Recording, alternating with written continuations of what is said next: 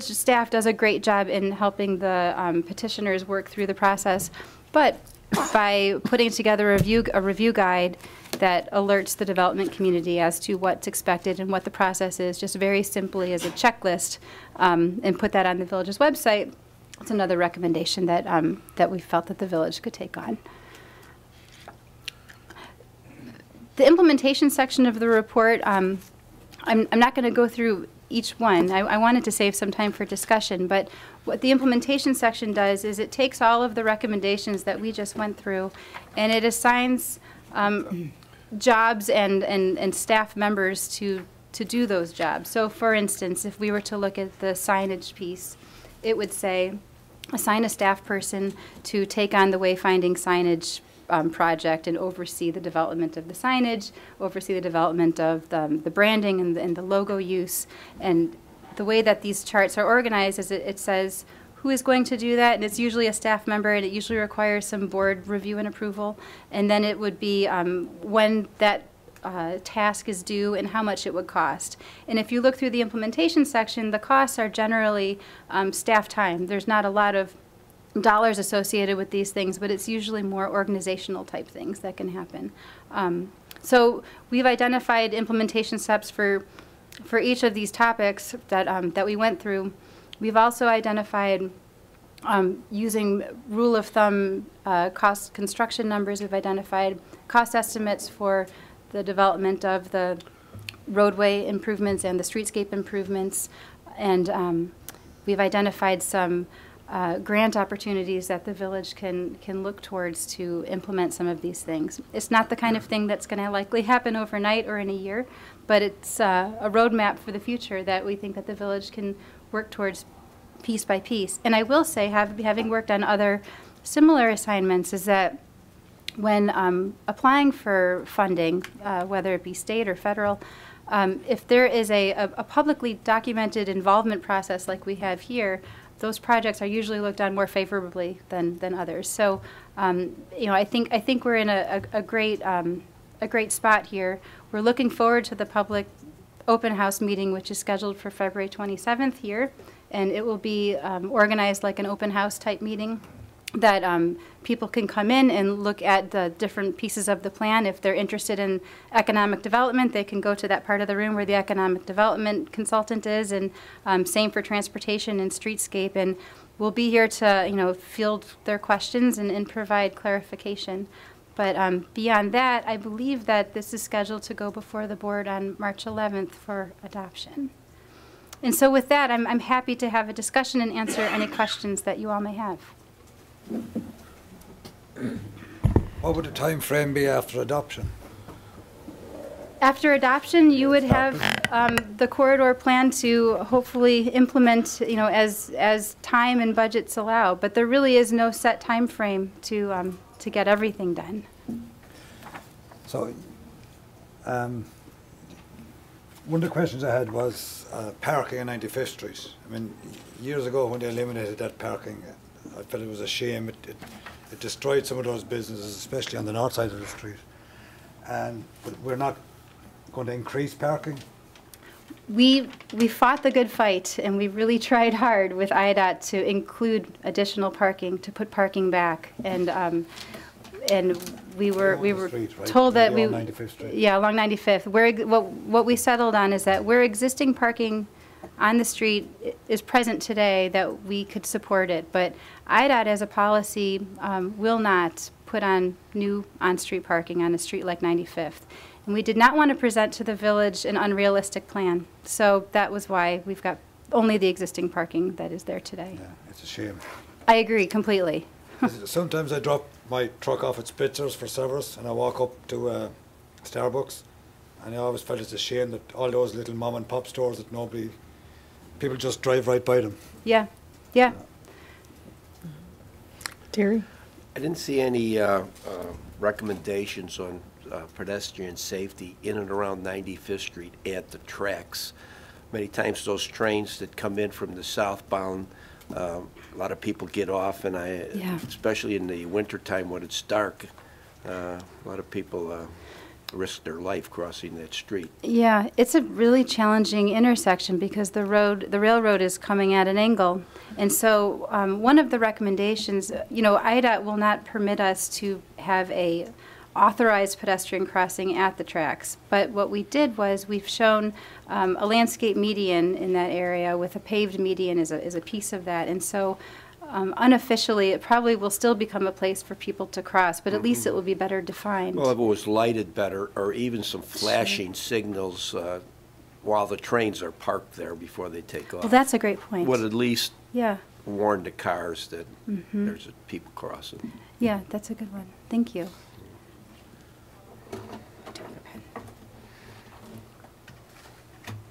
Any other comments or questions? Looks great. It's beautiful. Carol? One quick question. Yeah. In the report, do you have where you prioritize what we should do first, anything like that, or? We didn't prioritize what to do first, second, or third. We've identified the projects that are out there that the village can take on. Okay. Yeah. But not one that you see that we need to do first, or, No. that we could save till later. Okay, Sure. I mean, I that's think. subjective. Well, I think So- that things like changes to the roadway, it's too costly to try and take it on as on your own as a village, and so I believe that going after grants to do that sort of thing would be key.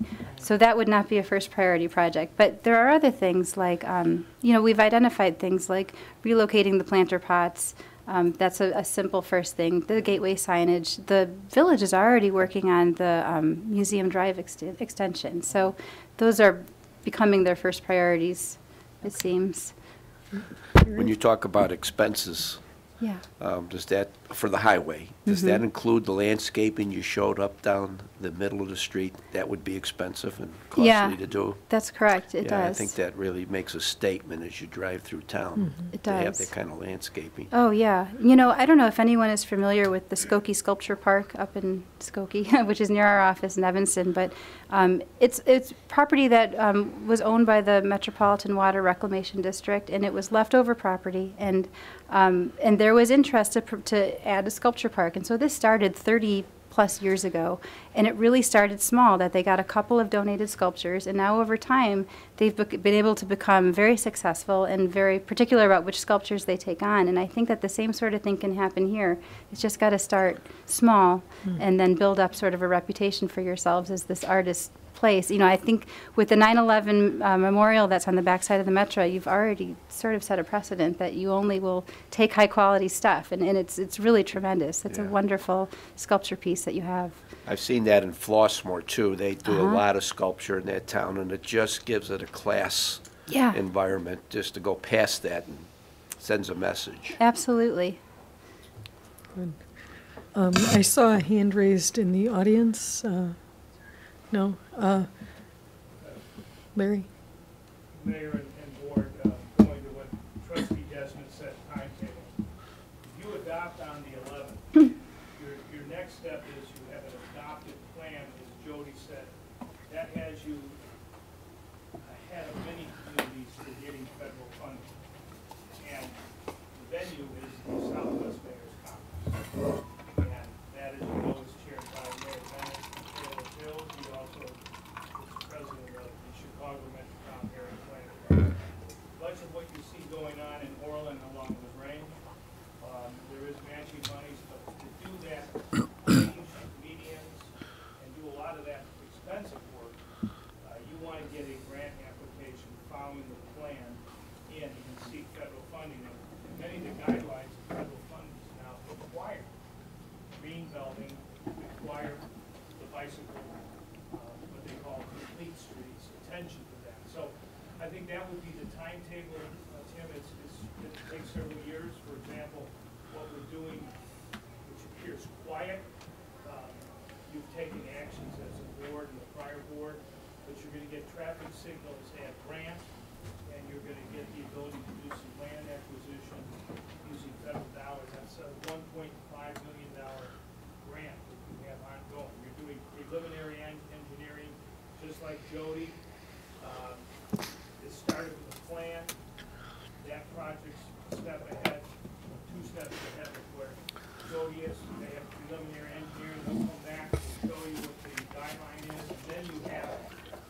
where do you start? You gotta hit private capital, and that's the owner of David's Bridal and the adjacent medical shop, Perry Matrix. He's a outstanding developer, real estate owner. He's hired his own architect out of Downers Grove, and he's offered to do the streetscape at Grant on the south side if the business owners on the south side between Grant and I think it's probably 50th Court going to the west will work with him, and then over the parking lot where the photo shop is, and then 260. He's interested in using air rights and building about 10,000 square feet of new professional office in the air. So you still retain the parking lot, but he would be building above that through agreement with the village. So there's things like that will happen, and I think as this plan goes into adoption, then the Planning and Zoning Commission, Planning Commission needs to work with Jack and staff to upgrade guidelines, and then every applicant who comes before this board should be required to comply and follow these new guidelines and submit, and the Planning Commission will be looking at every application. How does it line up with what the vision is for 95th Street? So it's a pretty complex undertaking, but even though, Tim, you don't have a return of all the on-street parking, the good news is that the IDOT representative attended every meeting, and he gave a commitment to accept medians, to accept landscaping, and never would have done that before. And then the streetscape changes. Will they allow sculptures in certain sections? The answer is yes, if we have sufficient width and the design is appropriate. And we already have one sculptor in town, a business owner who is from Greece, and he does sculptures, and he's got a great sculpture that when you start, if you get competitions, we have very talented high school, and you commission the design, and then you work with a manufacturer like an Alsop that cuts steel, cuts metal, and you've got something going. Any other questions or comments? Jody, fantastic job to let the team know. Thank you. Super impressive. Yes. Sure. One, on a selfish note, I guess, at 95th and Central, is there any plan to put a right turn lane there? Central and 95th. Yeah. Let me get to my cheat sheet. That's a hard turn there, so much construction, I guess, going on there. Makes sense to make a right turn lane there.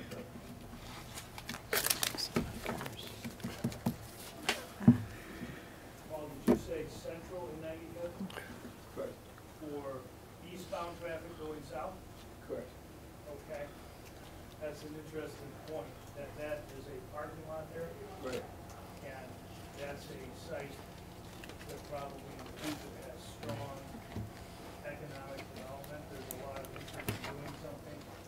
And that the applicant would go before the planning commission. The planning commission would see how does that apply, and then our architectural design review committee, they look at the facades, the landscaping, signage, so they're working hand in hand with the planning commission on each application that comes forward. But you're right, that is a tough corner because there's a lot of traffic during certain hours that eastbound wants to make that turn. Right. So that could be it could be a requirement depending on what IDOT and the village does together. So. That's an attractive redevelopment site. Sure. So just to, kind of talk to the plan for a minute, at 95th and Central, that intersection is a signalized intersection. But yeah, that would continue as it is today, a signalized full access intersection. What I think what you're saying is you want a special right-hand only turn, because what happens is if Oh, I see what you you're notice, saying. people were cutting through the neighborhood Mm-hmm. to avoid that backup. And so I think that's a great idea because it does slow down the traffic because if you're going straight, you're caught up with those making the right-hand turn and. And so is Yeah. that the right-hand turn on Central, or is it the right-hand turn on the alley south? Eastbound on 95th, Eastbound on 95th? on Central. Eastbound on 95th, south on Central. What happens, Jody, is. Yeah, we'll take a look at that. Homeowners are returning to the tollway Uh-huh. and heading into neighborhood south, and they get backed up. And what trustee Keelan was saying is, Mm-hmm. they tend to go down Carside or a residential street, and then they cut over. Mm-hmm. If they had another dedicated turn lane, it would help. There's actually signs that say you can't do it from like 4 to 7. Okay, And then, it just makes that longer and longer. sure. Yeah, we'll take a look at it. Thank you. Couple more. The bike lanes. Yeah. The proposed bike lanes on 91st and 99th Street. Mhm. Have you any thought about at those intersections at Ridgeland and Cicero and Central, I believe it is, putting those new bicycle lights at the, The new signals? right, Yeah, we would, that certainly is part of what we were thinking. okay. Yeah, and just to make it more accessible for bikes to cross, for sure. And Yeah. more, bicycle friendly. I guess, absolutely. More of a signal saying, yeah. Mm-hmm, yeah. And with the 6-foot medians that aren't going to landscape in them, Mm-hmm. I mean, is there a way to put landscaping in them? Is there shrubs or whatever? Kind of like, see how like South Lakes Shore Drive, like around Roosevelt? Yeah, I've worked on a lot of median landscape projects, and if the medians are too narrow, they dry out, and so then the plants don't thrive. So, would really rather see that those narrow median sections just be a paved section, and then where it gets wide enough to get plantings in there. I've fixed too many medians that have not made it because of something like that. But yeah, the ones on median on Lakeshore Drive, are wonderful, but wider. Yeah, or wider? Yeah, yeah. Great questions. Any other questions or comments? Just a quick comment. Yes. Comment, sorry. As far as the landscaping of the medians, Yeah. it'd be also nice to have some kind of landscaping that could last, because you see all the presentation, it's always Summertime. summertime, right? So whether it's Yeah. sculptures or medians, it's important to keep that in mind in the winter. Yeah, If that's, you drive by Midway in the winter, it doesn't look so, especially with all the summer. that's a great point. Yeah, you never think about what it's like in the wintertime until you see all the snow mounds all over the place. Yeah, thank you.